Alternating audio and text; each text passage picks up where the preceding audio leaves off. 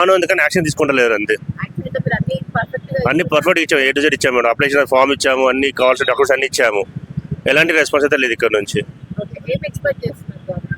Government నుంచి ప్రజాభవన్కి వచ్చే వాళ్ళు ఎంతో కష్టంగా వస్తుంటారు, ఎంతో మంది ఇక్కడికి చాలా దూరం నుంచి వస్తుంటారు, కానీ వాళ్ళకి వస్తున్నారు కానీ వాళ్ళ హ్యాపీనెస్గా పోవడం లేదు.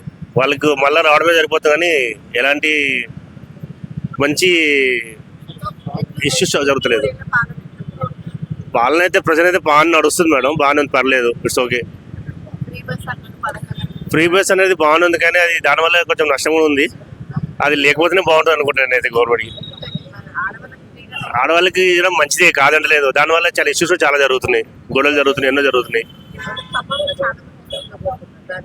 మేడం.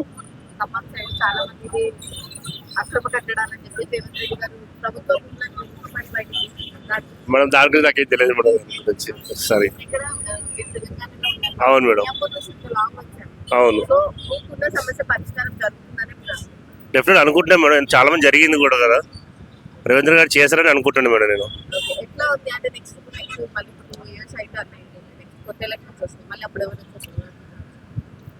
ముఖ్యంగా చెప్పాలంటే మనం ప్రజాభవన్కి వచ్చే ప్రతి ఒక్కరికి కరెక్ట్ న్యాయం జరిగితే మాత్రం మళ్ళీ తప్పకుండా గవర్నమెంట్ వచ్చే ఛాన్సెస్ ఉంటుంది.